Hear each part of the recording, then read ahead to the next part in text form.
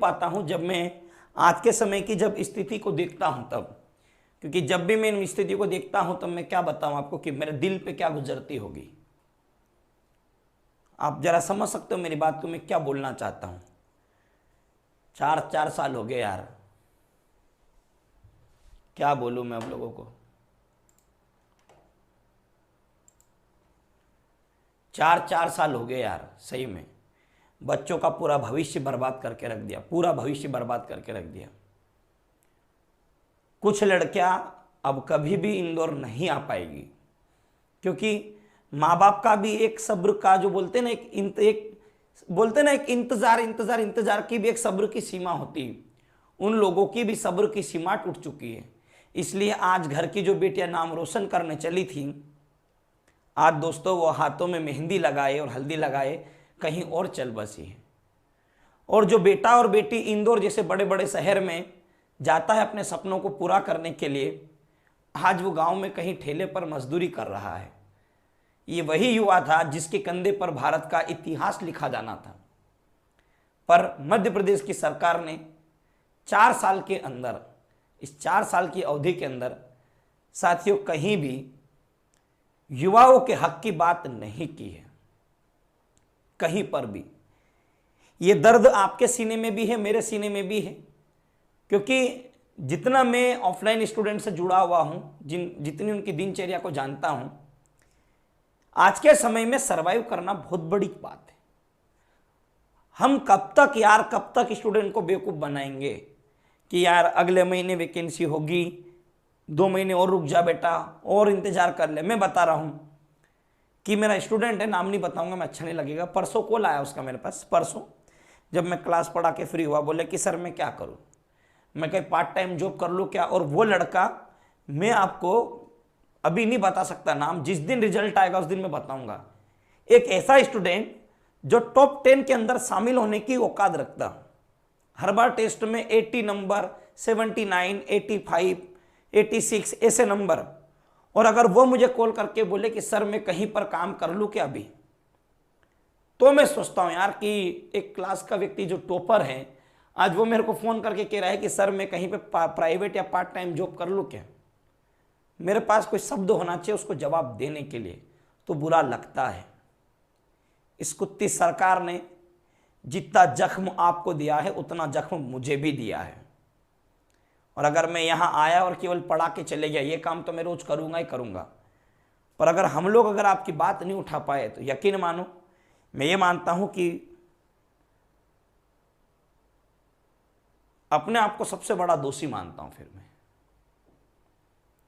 मैं ये नहीं कि यहां आया मैं कि यार ये बात कर रहा हूं, मेरे को बच्चा जुड़ जाएगा, व्यूज मिलेगा, नहीं मिले कोई दिक्कत नहीं, क्योंकि मैं ये भी जानता हूं जो कमाया है गोपाल ने अपनी मेहनत के दम पे कमाया, यहां तक पहुंचे और आगे भी पहुंचेंगे।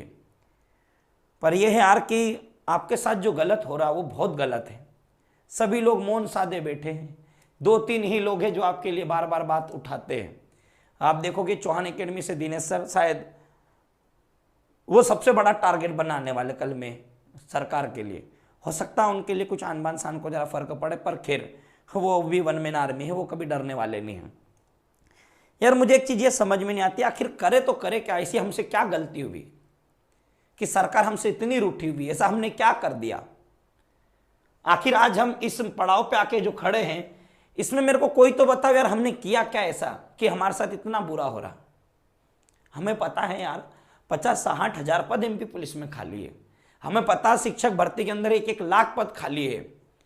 अरे उन लोगों को सोचो यार जो अब ओवर एज हो चुके हैं, जो पिछली बार जो बेचारे बीएड डीएड करके बैठे थे, आज वो अपनी एग्जाम होने की वजह से गिनती के पद लेके उन सभी लोगों को बाहर कर दिया। उनका दर्द कौन समझेगा कि जो बचपन से टीचर बनने का सपना देखता आया था वो क्या करेगा, वो गांव खेत में जाके कितना करेगा, खेती बाड़ी भी कितनी बची, और इतने मालदार तो हम है नहीं कि यार हम लोग उसको चला ले और काम कर ले। ये दर्द आपके सीने में भी जितना दर्द है, ये उतना ही दर्द मेरे सीने में भी है। जितनी आप इस मुसीबत वाले दौर से गुजर रहे हो, यकीन मानो कि सभी लोग इस मुसीबत भरे दौर से गुजर रहे हैं। और आप एक बात ध्यान रखना, खुला बोलता हूं मैं, डरने कोई बात नहीं, ठीक है। ये सोचते थे ना यार हर बार कि यार कुछ बोलेंगे सरकार के खिलाफ तो सरकार टारगेट बना लेती। मैं तो कहता हूं मेरे को जेल में डाल दो, जाओ वहीं सड़ा सड़ा के मार दो।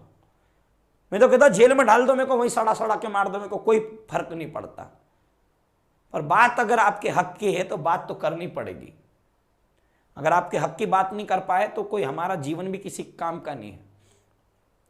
कितने झूठे वादे करूं मैं आपसे कि अब वैकेंसी का नोटिफिकेशन आने वाला, ये होने वाला, वो होने वाला। कुछ लोगों को फोन करके बोलते यार पता करो यार, अंदर से जानकारी लो यार, क्या होगा क्या नहीं होगा। कोई जानकारी मिले तो हम आपको जानकारी देना यार कि कब होगा। एक फर्जीवाड़े से पूरी कंपनी भरी हुई है NSE-IT से, उसके खिलाफ कोई बोलने को तैयार नहीं, क्योंकि हुआ ये है आप भी जानते हो।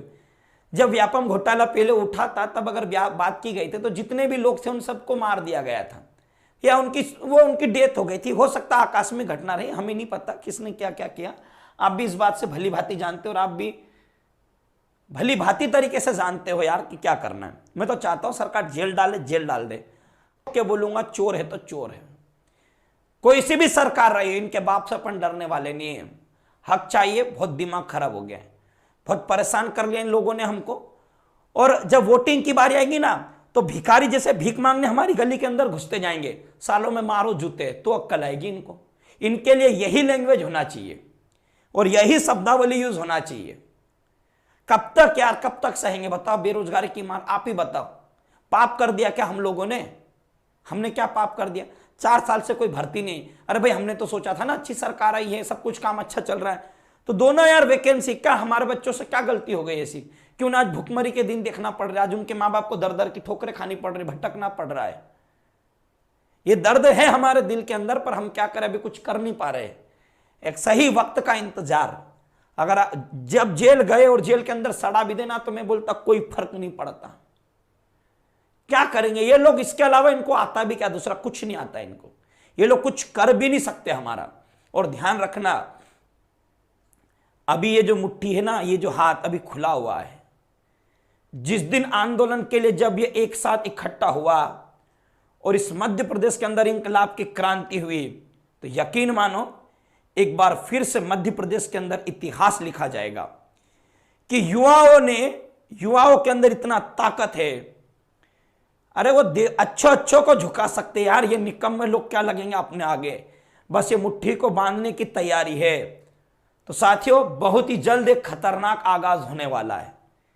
चाहे हम रहे या ना रहे, पर कुछ ऐसा करके जरूर जाएंगे कि दुनिया हमें याद रखे और आप लोगों को भी याद रखे कि आप लोगों ने क्या काम किया था। रही बात आंदोलन की, तो अभी इन्होंने बहुत अच्छा बहाना ले रखा है कोरोना का। ठीक है, अभी ले लो बहाना, कितना लोगे? ठीक है, 2 साल से बहाना ले रहे हो, उसके पहले 1.5 साल से ले रहे हो, बाकी 2.5 साल क्या करा इसका हिसाब भी हम मांगेंगे, क्योंकि वक्त सबका आता है। एक दिन वक्त तो कुत्ते का भी आता भाई साहब, एक दिन वो भी मालिक के ऊपर भुग देता है। हमें कुछ भी समझ लो आप, हमें कोई फर्क नहीं पड़ता, एक दिन हम भी उठेंगे, है ना? एक दिन हम भी उठेंगे, फिर देखो हम क्या करते हैं। तो बस ये है कि जल्दी नौकरी आ जाती तो ठीक है, नहीं तो हम भी किसी के बाप से डरने वालों में से तो है नहीं। और हम तो भाई साहब इसी जगह से जन्म लेके आए हैं जहां पर केवल और केवल कर्म करना सिखाया गया, और अगर हमारा कर्म अच्छा है तो यकीन मानो फल हम इतना अच्छा लेंगे। क्योंकि ये एक संजय दत्त की मूवी का वो मूवी का एक सॉन्ग था कि जो चीज मांगी थी वो ना मिली, फिर क्या करता मैंने छीन ली। तो वही चीजें अभी हम मांग रहे हैं, और अगर मांगने से नहीं मिले तो कहा गया है कि जो चीज मांगी थी वो ना मिली, फिर क्या करता मैंने छीन ली। और लास्ट में ये बात कही जाती कि नायक नहीं खलनायक हूं मैं, तो हम वैसे ही बनेंगे बे।